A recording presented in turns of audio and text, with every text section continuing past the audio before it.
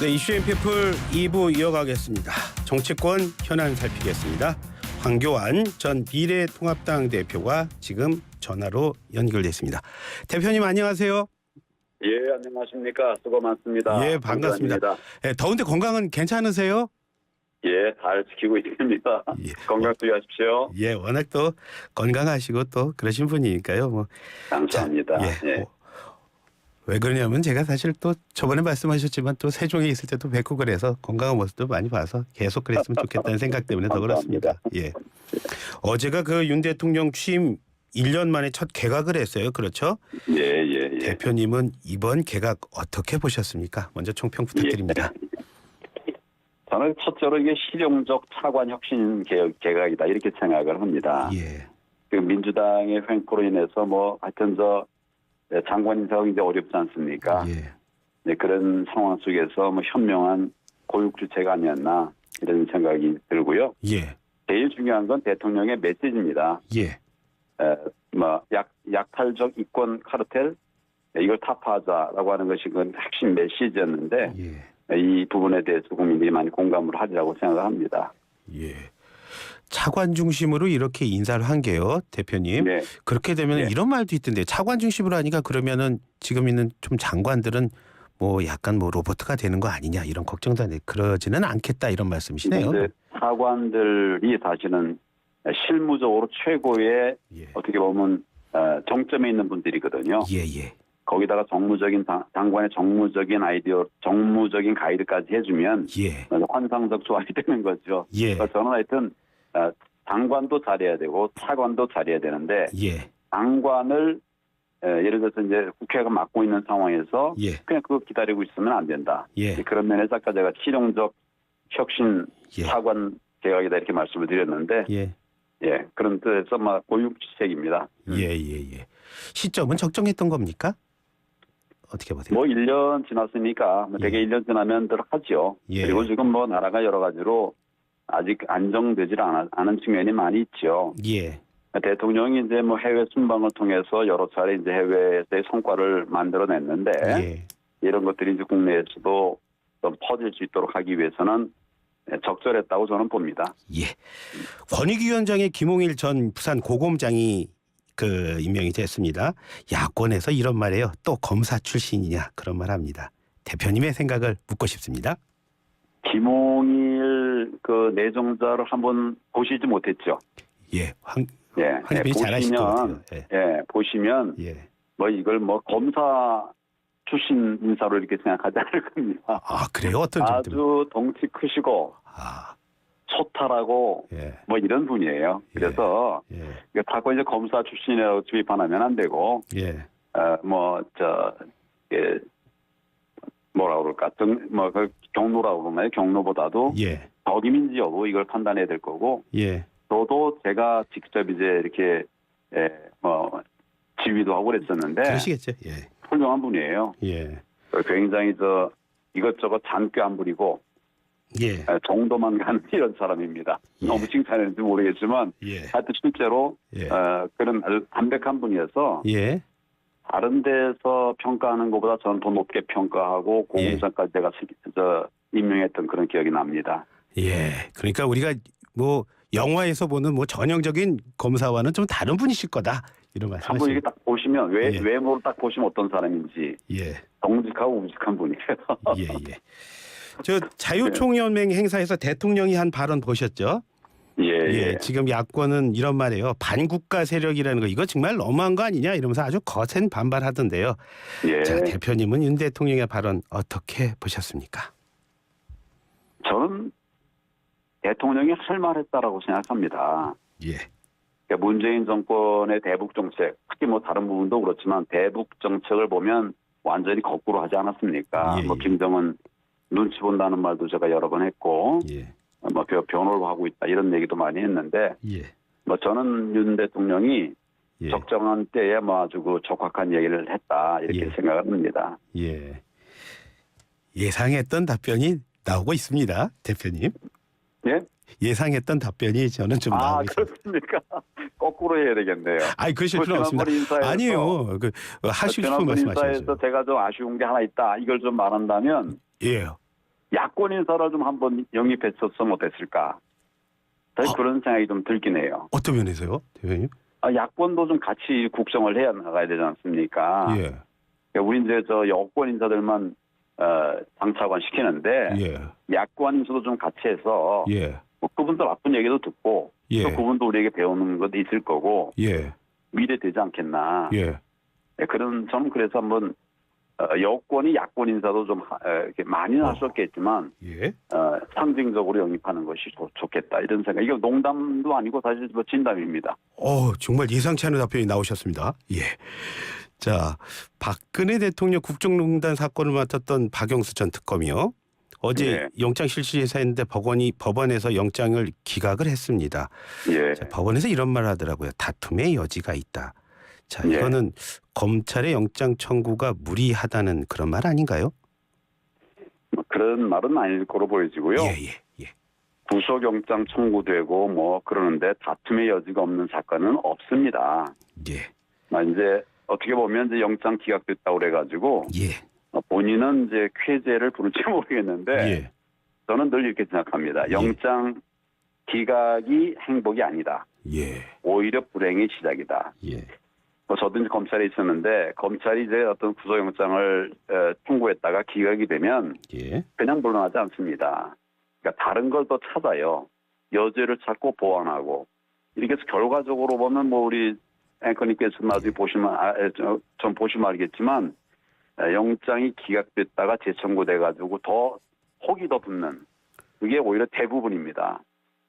그래서 저는 하여튼 이걸 그 자체로 잘됐다 잘못됐다 볼 일은 아니고 예. 진실이 밝혀지는 과정이라고 생각합니다. 가장 중요한 거는 과정이다 이런 말씀을 하시는 거네요. 예, 지금. 그렇습니다. 예, 지금까지는 뭐 이게 옳다 그러다 지금 어떻게 가고 있다 이렇게 섣부른 판단보다는 과정에서 봐야 되고 요다음에 또 어떤 식으로 또 영장이 나올지는 또 모르는 거니까 좀 지켜보자. 영장이 아니라 예. 이제 만약 영장이 기각된다 하더라도 예. 기소가 되고 예. 법원에 재판이 나오게 되면 예. 그러면 이제 사실은 이제 구속돼서 이렇게 약간의 좀 부드러움을 받는 것보다는 예. 더 중하게 처벌이 될 수도 있어요. 예. 그렇기 때문에 뭐 검찰의 구속영장 청구는 예. 뭐 대부분 거의 다 맞는 것이었던 제 경험에 의하면 예. 그래서 그걸 뭐 좋다 나쁘다 말할 일은 아니고 예. 앞으로 좀 정의가 밝혀지는 그런 길들이 잘 만들어져 가면 좋겠습니다. 예. 우리나라 재판의 원칙이 대표님 불구속이 원칙인 거죠? 원칙 자체는요. 그러니까 수사와 재판은 예. 원칙은 이제 불구속 수사를 하도록 돼 있어요. 예. 근데 이제 도주나 증거인멸에 우려가 있을 때 예. 그럴 때 이제 구속을 하죠. 예. 근데 그 판단은 도주나 증거인멸에 우려가 있느냐? 예. 그 판단은 검사는 검사대로, 또 판사는 판사대로 하죠. 예. 근데 이제 판사가 좀 너무 부드럽게 판단하는 경우가 많으니까 예. 이 사안의 중대 사안도 감안해서 영장 처리를 하도록 그렇게 되어 있습니다. 조금 더 법원의 영장 심사가 좀 너무 무르다 예. 이런 점이 반영된 거죠. 예. 그런 거 감안해 가지고 처리를 하면 되겠다 이런 생각합니다. 예. 당대표 하셨고 총리 하신 분인데 참 법에 대한 설명 좀 간단하게 참 잘해 주시네요. 아이고 그랬습니까? 예. 세월호 참사 당일에요. 보고 예. 시작 요거를 좀 조작했다는 혐의로 재판에 넘겨진 분. 김기춘 전 비서실장이 이분은 무죄를 받았어요. 대법원 판결이었습니다. 자, 대표님. 이 무죄 판결에는 우리는 어디에 주목해서 봐야 되는 겁니까? 저는 뭐 하여튼 이 판결에 대해서 사필 규정이라고 생각을 합니다. 문재인 정권이 이제 초기에 정말 적폐 수사라는 이름으로 정말 무리한 기소를 많이 했거든요. 그 상당수가 무죄가 나기도 했어요. 그래서 이 어떤 목적을 가지고 수사를 활용하는 것은 정말 해서는 안 되는 일인데 그런 불법적인 적폐 수사가 바로 잡혔다. 이런 생각이 들고, 그다음에 이제 뭐 이런 기회에 김기춘 실장에 대해서 이렇게 말씀을 드리면 우리 검찰의 선배입니다. 선배이기 때문이 아니라 검찰사에서 사실 김기춘 같은 사람이 그냥 우리 말로 말하면 그렇게 똑똑한 사람이 없다. 이렇게 이제 말들 했었는데 예. 이런 분이 정말 고초를 많이 받아서 예. 저도 옆에서 많이 안타까웠는데 예. 이게 사필 규정이라는 말로 제가 대신하겠습니다. 예, 사필 규정이다. 그런 말씀하셨습니다. 자, 대통령의 부인입니다. 김건희 여사 주가 의혹에 대한 수사도 여전히 또 진행이 되고 있습니다. 오늘 참 이 법과 이 검찰 얘기들 참 많이 하고 있습니다. 수사, 재판 얘기요. 예. 일단 경찰이요. 내부 정보 활용 의혹에 대해서는 무혐의 처분을 했습니다. 자, 그런데 시세 조종 의혹은 뭐 계속 수사할 거다 이런 말 하고 있습니다. 예. 대표님이 보시기에는 경찰 수사 잘 진행될까요? 그래서 뭐 이제 대통령의 부인이니까 예. 경찰이 뭐 잘할까 이런 이제 걱정을 이제 하시면서 말씀하시는 거겠죠. 예, 그렇습니다. 근데 저는 이런 생각도 합니다. 예. 대통령의 부인이라는 점에서 예. 그 자체를 가지고 의혹을 제기하면 안 된다. 실제로 팩트가 나오면 예. 그 이제 의혹 제기도 그때 해야 되지. 예. 팩트도 안 나왔는데 의혹 제기부터 하면서 뭐 대통령 부인이라는 점 때문에 불리고 주는 거는 예. 맞지 않다 이런 생각입니다. 예. 일부는 이제 그 혐의 없음 무혐의 결정이 났고 예. 일부는 이제 시세 조정 부분 이거는 뭐 더 수사하겠다고 그랬는데 예.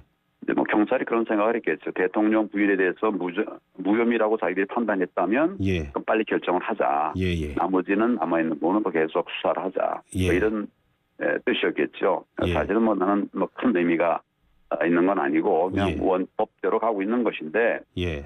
이것을 뭐 정치적 공세로 활용하는 거는 또 적절하지 않다고 판단합니다. 예. 경찰도 부담 많이 갖지 않을까요? 그래도 이런 계속 많이 갔죠. 예. 경찰뿐 아니라 검사도 당연히 많이 갔죠. 아. 근데 이제 그래도 예. 검경이라는 건 수사기는 사법 아닙니까? 예. 여기는 이제 원칙을 지켜나가는 그런 훈련된 사람들이었어요. 예. 근데 이거 뭐 정말 최근에는 많이 좀 무너져서 안타까운 마음이 큽니다. 예.